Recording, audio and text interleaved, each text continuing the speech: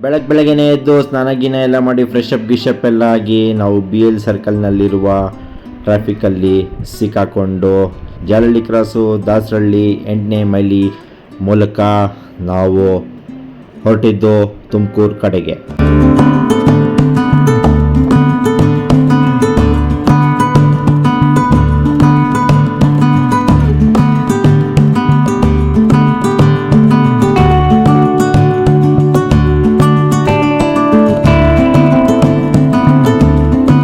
ನಾವು ನೆಲಮಂಗಲ ಮೂಲಕ ತುಮಕೂರಿಗೆ ನಾವು ಬಂದು ರೀಚ್ ಆದ್ವಿ. ತುಮಕೂರಿನಲ್ಲಿರುವ ಚಿಕ್ಕಪೇಟೆಗೆ ಹೋಗಿ ಅಲ್ಲಿ ಒಂದು ಫೇಮಸ್ ಹೋಟ್ಲ್ ಇದೆ, ಅದೇ ಶ್ರೀ ಗಣೇಶ್ ಹೋಟೆಲ್ಲು. ಅಲ್ಲಿ ಹೋಗಿ ಒಂದು ಬಿಸಿ ಬಿಸಿ ಚಿತ್ರಾನ್ನ ಏನೋ ತೊಗೊಂಡ್ವಿ. ಇಲ್ಲಿ ಫೇಮಸ್ ಅಂದರೆ ಮಸಾಲೆ ತಟ್ಟೆ ಇಡ್ಲಿ, ಅದ್ರ ಮೇಲೆ ಬೆಣ್ಣೆ ಹಾಕ್ಕೊಡ್ತಾರೆ, ಅದ್ರ ಜೊತೆಗೆ ಖಾರವಾಗಿರುವ ಚಟ್ನಿ ಕೂಡ ಕೊಡ್ತಾರೆ. ಅದನ್ನು ತಿನ್ಕೊಂಡು ನಾವು ನೆಕ್ಸ್ಟು ಹೊರಟಿದ್ದು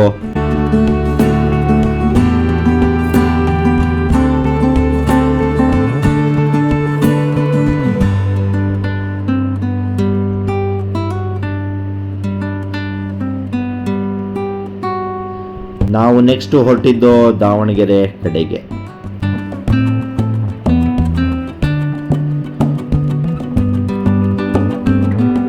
ಬೆಳಗ್ಗೆ ತುಮಕೂರಿನಲ್ಲಿ ತಿಂಡಿ ಏನೋ ತಿಂದಾಯ್ತು. ನಾವು ಮಧ್ಯಾಹ್ನ ಬಂದು ರೀಚ್ ಆಗಿದ್ದು ದಾವಣಗೆರೆಗೆ. ಮಧ್ಯಾಹ್ನ 2 ಗಂಟೆ ಆಗ್ತಿದ್ದಂಗೆ ನಾವು ದಾವಣಗೆರೆಗೆ ಬಂದು ರೀಚ್ ಆದ್ವಿ. ದಾವಣಗೆರೆಯಲ್ಲಿರುವ BS Channabasappa and sons Kalikadevi ಮುಖ್ಯ ರಸ್ತೆ ಪಕ್ಕದಲ್ಲಿರುವ ಶ್ರೀ ಗುರು ಕೊಟ್ಟೂರೇಶ್ವರ ದಾವಣಗೆರೆ ಬೆಣ್ಣೆ ದೋಸೆಗೆ ಬಂದ್ವಿ. ಇಲ್ಲಿ ಬೆಣ್ಣೆ ದೋಸೆ ತುಂಬ ಫೇಮಸ್ಸು ಅಂತ ಕೇಳ್ಪಟ್ಟಿದೆ. ಸುಮಾರು 30 ವರ್ಷದ ಹಳೆಯ ಹೋಟೆಲ್. ಇಲ್ಲಿ ಬೆಣ್ಣೆ ದೋಸೆ, ಬೆಣ್ಣೆ ಮಸಾಲೆ ದೋಸೆ, ಬೆಣ್ಣೆ ಖಾಲಿ ದೋಸೆ ತುಂಬ ಫೇಮಸ್ಸು. ಸರಿ ಅಂತ ನಾವು ಹೋಗಿ 1 ಪ್ಲೇಟ್ ಬೆಣ್ಣೆ ಖಾಲಿ ದೋಸೆನ ಆರ್ಡ್ರ್ ಮಾಡಿದ್ವಿ.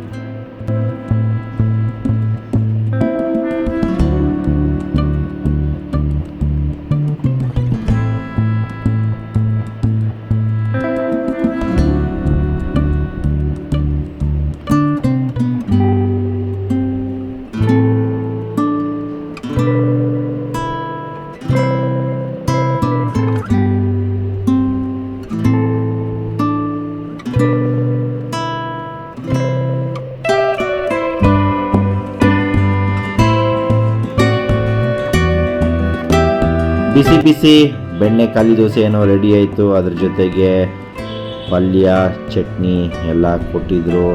ಇಲ್ಲಿ ಸಿಗುವ ಬೆಣ್ಣೆ ದೋಸೆ ಅದ್ರ ಜೊತೆ ಚಟ್ನಿ ಪಲ್ಯ ಕಾಂಬಿನೇಷನ್ ಅಂತೂ ಅಲ್ಟಿಮೇಟ್ ಆಗಿತ್ತು, ಸೂಪರ್ ಆಗಿತ್ತು. ನಾನಂತೂ ಈ ಥರ ಬೆಣ್ಣೆ ದೋಸೆ ಅಂತೂ ಯಾವತ್ತೂ ತಿಂದಿರಲಿಲ್ಲ. ಶ್ರೀ ಗುರು ಕೊಟ್ಟೇಶ್ವರ ದಾವಣಗೆರೆ ಬೆಣ್ಣೆ ದೋಸೆ ಅಂತೂ ಅಲ್ಟಿಮೇಟ್ ಆಗಿತ್ತು.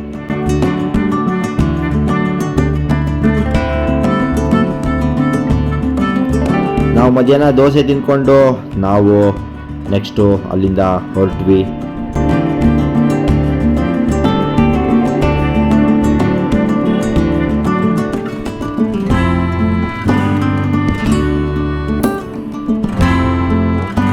ನಾವು ಸಾಯಂಕಾಲ ಆಗ್ತಿದ್ದಂಗೆ ನಾವು ಬಂದು ರೀಚ್ ಆಗಿದ್ದು ಸಾಗರಕ್ಕೆ. ಸಾಗರದಲ್ಲಿ ಬಂದು ನಾವು ರೂಮ್ನ ಮಾಡಿದ್ವಿ. ರೂಮ್ ಎಂಟರ್ ಆಗ್ತಿದ್ದಂಗೆ ಅಲ್ಲಿ ಒಂದು ದೊಡ್ಡ ಡಬಲ್ ಬೆಡ್ ಕಾಟ್ ಇತ್ತು. ಹಾಗೆ ಚೂರು ಮುಂದೆ ಹೋಗ್ತಿದ್ದಂಗೆ ಒಂದು ದೊಡ್ಡ ಕರ್ಟನ್ ಇತ್ತು. ಕರ್ಟನ್ ತೆಗಿತಿದ್ದಂಗೆ ಒಂದು ಒಳ್ಳೆ ವ್ಯೂ ಕಾಣಿಸ್ತು. ಸರಿ ಅಂತ ನಾವು ರೂಮ್ಗೆ ಬಂದು ಚೆಕ್ ಇನ್ ಆಗಿ ಸ್ವಲ್ಪ ರೆಸ್ಟ್ ಮಾಡಿದ್ವಿ. ಬನ್ನಿ ರೂಮ್ ಹೇಗಿದೆ ಅಂತ ನಾನು ನಿಮಗೆ ತೋರಿಸ್ತೀನಿ. ಇದು ಬಂದು ಡಬಲ್ ಬೆಡ್ ಇರುವ ಒಂದು ಕಾಟು. ಇಲ್ಲಿ ಬಾತ್ರೂಮ್ ಬಂದು ವೆಸ್ಟರ್ನ್ ಕಮೋಡ್ ಇದೆ, ತುಂಬ ಕ್ಲೀನಾಗಿ ಮೇಂಟೈನ್ ಮಾಡಿದ್ದಾರೆ. ನಾವು ರೂಮ್ ಎಂಟರ್ ಆಗ್ತಿದ್ದಂಗೆ ನಮಗೆ ಒಂದು ವಾಟರ್ ಬಾಟ್ಲು, ಬ್ರಷು, ಪೇಸ್ಟು ಎಲ್ಲ ಕೊಡ್ತಾರೆ. ಆಮೇಲೆ ಇಲ್ಲಿ ವಾರ್ಡ್ರೋಬ್ ನೋಡ್ಬೋದು. ವಾರ್ಡ್ರೋಬ್ ಕೂಡ ಇಟ್ಟಿರ್ತಾರೆ, ನಾವು ಲಗೇಜು ಬಟ್ಟೆ ಎಲ್ಲ ಇಟ್ಕೋಬೋದು.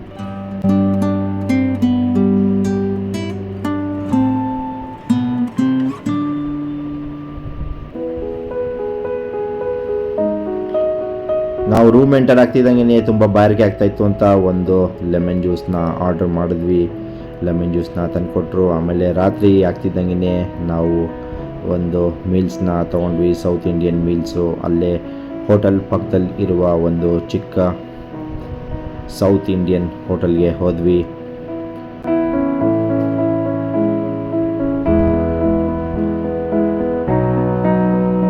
ಸರಿ ಅಂತ ರಾತ್ರಿ ಊಟ ಗೀಟ ಎಲ್ಲ ಮಾಡಿಕೊಂಡು ಬಂದು ಮಲ್ಕೊಂಡ್ವಿ.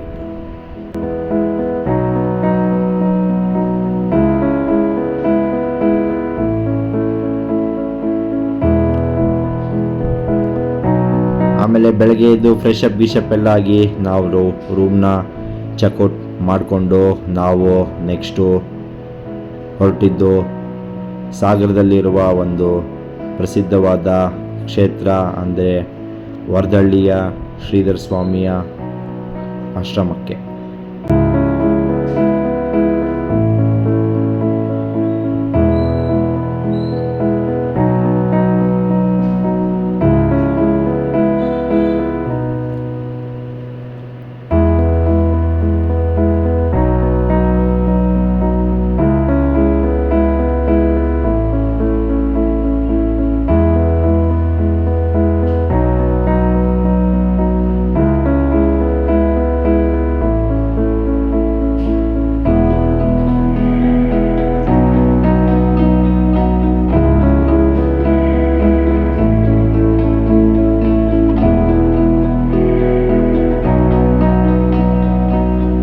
ನಾವು ಶ್ರೀಧರ ಸ್ವಾಮಿಯ ಆಶ್ರಮಕ್ಕೇನೋ ಬಂದು ರೀಚ್ ಆಗಿದ್ದಾಯಿತು. ಅಲ್ಲೇ ಗಾಡಿ ಎಲ್ಲ ಪಾರ್ಕ್ ಮಾಡಿಬಿಟ್ಟು ನಾವು ಒಳಗಡೆ ಎಂಟರ್ ಕೊಟ್ವಿ.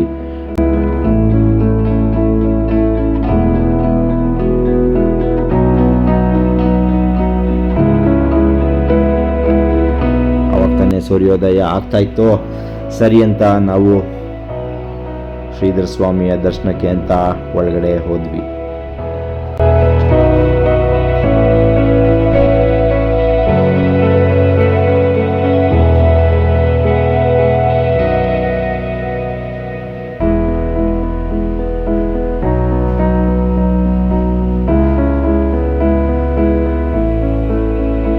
ನೀವಿಲ್ಲಿ ನೋಡ್ಬೋದು ಶ್ರೀಧರ ಸ್ವಾಮಿಯ ಆಶ್ರಮ.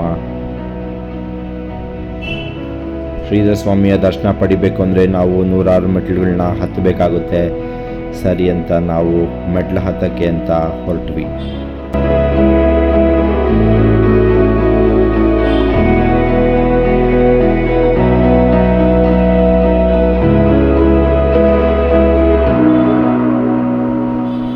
ನೂರಾರು ಮೆಟ್ಲುಗಳನ್ನ ಹತ್ಕೊಂಡು ನಾವು ಮೇಲ್ಗಡೆ ಬಂದು ತಲುಪಿದ್ವಿ ಶ್ರೀಧರ ಸ್ವಾಮಿಯ ದರ್ಶನ ಪಡೆಯೋಕ್ಕೆ ಅಂತ.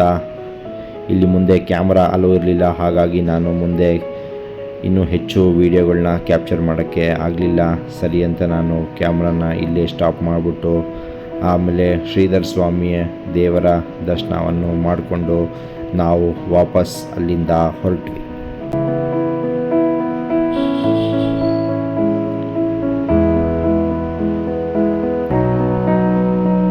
ಅಲ್ಲಿಂದ ನಾವು ತಾಳಗುಪ್ಪ ಮೂಲಕ ನಾವು ನೆಕ್ಸ್ಟು ಇನ್ನೊಂದು ಕಡೆಗೆ ಹೊರಟ್ವಿ. ಅದು ಎಲ್ಲಿ ಅಂತ ನಾನು ನಿಮಗೆ ನೆಕ್ಸ್ಟ್ ವ್ಲಾಗಲ್ಲಿ ತಿಳಿಸ್ತೀನಿ. ಅದು ತುಂಬ ಇಂಟ್ರೆಸ್ಟಿಂಗ್ ಆಗಿರೋ ವ್ಲಾಗ್ ಆಗಿರುತ್ತೆ. ನೀವು ನೆಕ್ಸ್ಟ್ ವ್ಲಾಗ್ ಅಂತೂ ಮರಿದೆ ಚೆಕ್ ಮಾಡಿ.